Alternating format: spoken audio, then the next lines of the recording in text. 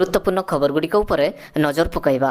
ପରବର୍ତ୍ତୀ ଖବର 2 ତାରିଖରୁ ପୁଣି ଥରେ ପ୍ରବଳ ରାତି ପ୍ରବଳ ବର୍ଷିବ ବର୍ଷା। ତେବେ ଗତ କିଛି ଦିନ ଧରି ବର୍ଷା ଗାୟବ ହୋଇଥିବା କାରଣରୁ ବର୍ଷା ଦିନେ ଖରାଦିନ ଭଳି ମନେ ହେଉଥିଲା।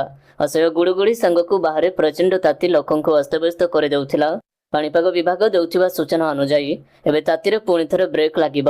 ବଙ୍ଗୋପସାଗରରେ ଏକ ଘୂର୍ଣ୍ଣି ବଳୟଟି ସୃଷ୍ଟି ହୋଇଥିବା କାରଣରୁ ଆସନ୍ତା 2 ତାରିଖରୁ ରାଜ୍ୟର ପ୍ରବଳ ରାତି ପ୍ରବଳ ଛେଚିବ ବର୍ଷା।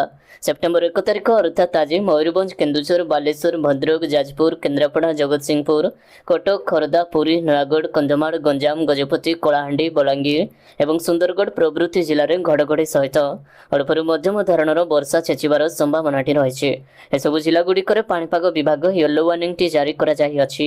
4 ତାରିଖ ପର୍ଯ୍ୟନ୍ତ ରାଜ୍ୟର ବିଭିନ୍ନ ଜିଲ୍ଲାରେ ବର୍ଷା ହେଉଥିବାର ସମ୍ଭାବନାଟି ରହିଛି ବୋଲି ପାଣିପାଗ ବିଭାଗ ପୂର୍ବାନୁମାନଟି କରିଅଛି। ପରବର୍ତ୍ତୀ ଖବର ପ୍ରକାଶ ପାଇଲା ଓଟିଇଟିର ପରୀକ୍ଷା ଫଳ, ଜାଣନ୍ତୁ କେମିତି ଦେଖିବେ ରେଜଲ୍ଟ। ତେବେ 2022 ଓଟିଇଟି ପରୀକ୍ଷା ଫଳ ପ୍ରକାଶ କଲା ବିଏସ୍ଇ। www.bscodisha.ac.in ରେ ପରୀକ୍ଷାର୍ଥୀ ନିଜର ରେଜଲ୍ଟଟି ଦେଖିପାରିବେ। ଏନେଇ ମାଧ୍ୟମିକ ଶିକ୍ଷା ପରିଷଦ ପକ୍ଷରୁ ସୂଚନା ପ୍ରଦାନ କରାଯାଇଛି। ଥରେ ଓଟିଇଟିରେ ସଫଳ ହେଲେ ଆଉ ପରୀକ୍ଷା ଦେବାକୁ ପଡ଼ିବ ନାହିଁ। ପୂର୍ବରୁ ଓଟିଇଟିର ବୈଧତା 7 ବର୍ଷ ଥିବାବେଳେ ରାଜ୍ୟ ସରକାର ଏହାକୁ ଲାଇଫ୍ ଟାଇମ୍ ପାଇଁ ବଢ଼ାଇ ଦେଇଛନ୍ତି। ଯେଉଁ ପ୍ରାର୍ଥୀ ଥରେ ଓଟିଇଟିରେ ସଫଳ ହେବେ ସେ ଶିକ୍ଷକତା ପାଇଁ ଆବେଦନ କରିବାକୁ ଯୋଗ୍ୟ ବିବେଚିତ ହେବେ। ପ୍ରାଥମିକ ଶିକ୍ଷା କ୍ଷେତ୍ରରେ ଶିକ୍ଷକତା ପାଇଁ ଓଟିଇଟିରେ ଯୋଗ୍ୟ ପ୍ରାର୍ଥୀମାନେ ଆବେଦନ କରିପାରିବେ ବୋଲି ଜଣାପଡ଼ିଅଛି। ଏନେଇ ମୁଖ୍ୟମନ୍ତ୍ରୀଙ୍କ କାର୍ଯ୍ୟାଳୟ ପକ୍ଷରୁ ସୂଚନା ପ୍ରଦାନ କରାଯାଇଛି। ପରବର୍ତ୍ତୀ ଖବର ଆଜିଠାରୁ ଦେଶରେ ପରିବର୍ତ୍ତନ ହେବ 5ଟି ବଡ଼ ନିୟମ। ତେବେ ଆଜିଠାରୁ ନୂଆ ମାସ ଆରମ୍ଭ ହେବାକୁ ଯାଉଛି। 1 ସେପ୍ଟେମ୍ବର 2023ରୁ ଅନେକ ବଡ଼ ପରିବର୍ତ୍ତନ ଘଟିବାକୁ ଯାଉଛି, ଯାହା ଆପଣଙ୍କ ପକେଟରେ ସିଧାସଳଖ ପ୍ରଭାବ ପକାଇବ। ଗ୍ୟାସ୍ ସିଲିଣ୍ଡର ଠାରୁ କର୍ମଚାରୀଙ୍କ ଦରମା ଏବଂ କ୍ରେଡିଟ୍ କାର୍ଡ ନିୟମ ବଦଳିଯିବ। ତେଣୁ ଆପଣ ପ୍ରଥମ ତାରିଖ ପୂର୍ବରୁ ଜାଣି ରଖିବା ଉଚିତ ଯେ କେଉଁ ନିୟମ ପରିବର୍ତ୍ତନ ହେବାକୁ ଯାଉଛି। 1 ସେପ୍ଟେମ୍ବରରୁ ଚାକିରି କରୁଥିବା ଲୋକଙ୍କ ଜୀବନରେ ଏକ ବଡ଼ ପରିବର୍ତ୍ତନ ଘଟିବାକୁ ଯାଉଛି। ପ୍ରଥମ ତାରିଖରୁ ନିୟୋଜିତ ଲୋକଙ୍କ ଦରମା ପରିବର୍ତ୍ତନ ହେବାକୁ ଯାଉଛି। ଦ୍ୱିତୀୟରେ ଆକ୍ସିସ୍ ବ୍ୟାଙ୍କ କ୍ରେଡିଟ୍ କାର୍ଡରେ କ'ଣ ପରିବର୍ତ୍ତନ ହେବ ଜାଣି ରଖନ୍ତୁ। ଆକ୍ସିସ୍ ବ୍ୟାଙ୍କ ପ୍ରସିଦ୍ଧ ମାଗ୍ନେଟ୍ କ୍ରେଡିଟ୍ କାର୍ଡ 1 ସେପ୍ଟେମ୍ବରରେ ପରିବର୍ତ୍ତନ ହେବାକୁ ଯାଉଛି। ଏହି ପରିବର୍ତ୍ତନ ପରେ ଗ୍ରାହକମାନେ ପୂର୍ବ ଅପେକ୍ଷା କମ୍ ପୁରସ୍କାର ପଏଣ୍ଟ ପାଇବେ ବୋଲି ଜଣାପଡ଼ିଛି। ତୃତୀୟରେ ଏଲ୍ପିଜି ଏବଂ ସିଏନ୍ଜିର ନୂଆ ହାର ପ୍ରଦାନ କରାଯିବ ବୋଲି ଜଣାପଡ଼ିଛି।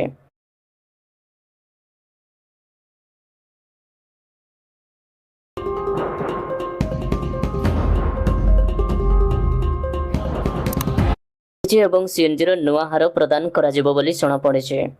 ପରବର୍ତ୍ତୀ ଖବର ଓଡ଼ିଶାର ବଡ଼ ନିଯୁକ୍ତିର ସୁଯୋଗ, ପୂରଣ ହେବ 1065 ଅଧ୍ୟାପକ ପଦବୀ। ତେବେ ଅଧ୍ୟାପକ ପଦବୀ ନେଇ ଆଶାୟୀ ପ୍ରାର୍ଥୀମାନଙ୍କ ପାଇଁ ବଡ଼ ଖୁସି ଖବର। ଷ୍ଟେଟ୍ ସିଲେକ୍ସନ୍ ବୋର୍ଡ ବା ଏସ୍ଏସ୍ବି ପକ୍ଷରୁ ଜାରି ହେଲା ନିଯୁକ୍ତିର ବିଜ୍ଞପ୍ତି। ଉଚ୍ଚ ଶିକ୍ଷା ବିଭାଗ ଅଧୀନରେ ଦିଆଯିବ ଏହି ଚାକିରି। ବିଭିନ୍ନ ବିଷୟ ପାଇଁ 1065 ଅଧ୍ୟାପକ ପଦବୀ ପୂରଣ ହେବା ନେଇ ବିଜ୍ଞପ୍ତିରେ ପ୍ରକାଶ ପାଇଅଛି। ଏହି ସମସ୍ତ ପରୀକ୍ଷାର୍ଥୀଙ୍କୁ ରାଜ୍ୟରେ ଥିବା ଅଣ ଅନୁଦାନ ପ୍ରାପ୍ତ କଲେଜଗୁଡ଼ିକରେ ନିଯୁକ୍ତି ଦିଆଯିବ ବୋଲି ଜଣାପଡ଼ିଛି। ପରବର୍ତ୍ତୀ ଖବର ପୁଣି ଥରେ ଆସାମରେ ଭୟଙ୍କର ବନ୍ୟା। ତେବେ ପୁଣି ଆସାମରେ ଭୟଙ୍କର ହେଲା ବନ୍ୟା ପରିସ୍ଥିତି।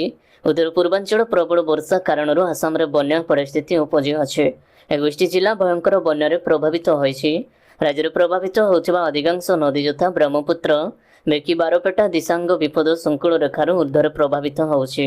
ଡିବଗରୁଡ଼, ଧୁବରୀ, ଗୌହାଟୀ, ତେଜପୁର ଆଦି ସ୍ଥାନରେ ଥିବା ଲୋକ ଅଧିକ ପ୍ରଭାବିତ ହୋଇଛନ୍ତି। ବର୍ତ୍ତମାନ ସୁଦ୍ଧା ରାଜ୍ୟରେ 3 ଲକ୍ଷରୁ ଅଧିକ ଲୋକ ବନ୍ୟା କାରଣରୁ ପ୍ରଭାବିତ ହୋଇଥିବା ବେଳେ 15 ଜଣଙ୍କର ମୃତ୍ୟୁ ହୋଇଅଛି।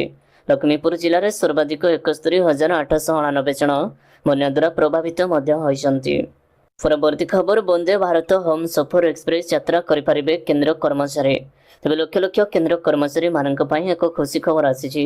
ଅର୍ଥ ମନ୍ତ୍ରଣାଳୟ ବ୍ୟୟ ବିଭାଗ ଦ୍ୱାରା ଜାରି କରାଯାଇଥିବା କାର୍ଯ୍ୟାଳୟ ସ୍ମାରକପତ୍ର ଅନୁଯାୟୀ ବର୍ତ୍ତମାନ କେନ୍ଦ୍ରୀୟ କର୍ମଚାରୀମାନେ ହାଇସ୍ପିଡ୍ ଟ୍ରେନ୍ ଏବଂ ବନ୍ଦେ ଭାରତ ଏବଂ ହମସଫର ଏକ୍ସପ୍ରେସ୍ରେ ଯାତ୍ରା କରିପାରିବେ।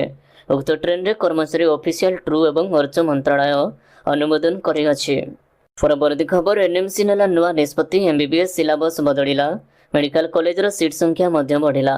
ତେବେ ମେଡିକାଲ କଲେଜର କ୍ୟାରିୟର କରିବାକୁ ଚାହୁଁଥିବା ସମସ୍ତ ଛାତ୍ରଛାତ୍ରୀମାନଙ୍କ ପାଇଁ ଆସିଛି ଏକ ବଡ଼ ଖୁସିର ଖବର। ମେଡିକାଲ କଲେଜରେ ଏମ୍ବିବିଏସ୍ ସିଲାବସ୍ ପରିବର୍ତ୍ତନ କରାଯିବା ସହିତ ଏମ୍ବିବିଏସ୍ ସିଟ୍ ମଧ୍ୟ ବୃଦ୍ଧି କରାଯାଇଅଛି। 2024-29 ବ୍ୟାଚ୍ ପାଇଁ ମେଡିକାଲ କଲେଜରେ ଆଡମିସନ କରୁଥିବା ଛାତ୍ରଛାତ୍ରୀଙ୍କୁ ନୂଆ ସିଲାବସ୍ ଅନୁଯାୟୀ ପାଠ ପଢ଼ାଯିବ। ଜାତୀୟ ଚିକିତ୍ସା ଆୟୋଗ ପକ୍ଷରୁ ଏହି ନିଷ୍ପତ୍ତି ନିଆଯାଇଅଛି। ଏନ୍ଏମ୍ସି ପକ୍ଷରୁ ଜାରି ନୂଆ ସିଲାବସ୍ ଅନୁଯାୟୀ ଏଣିକି ଏମ୍ବିବିଏସ୍ କୋର୍ସରେ 24 ବଦଳରେ 21ଟି ବିଷୟ ରହିବ।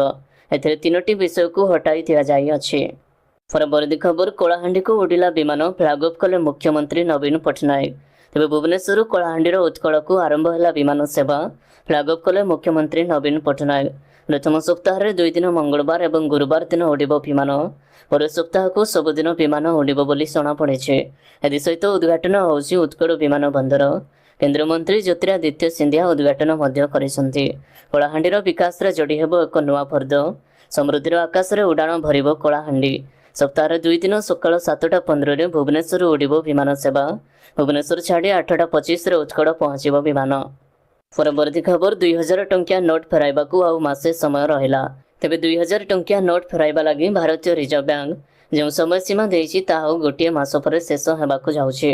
सेप्टेम्बर 30 पर्यंत लोक माने 2000 टंकिया को बैंक रे जमा करबा किंबा बदल करबा लगी समय दिया जाइथिला। लोक माने जेभଳି सुविधारे नोट गुडी को फेराई पारिबे सेदिबाई 4 मासर लंबा समय प्रदान करा।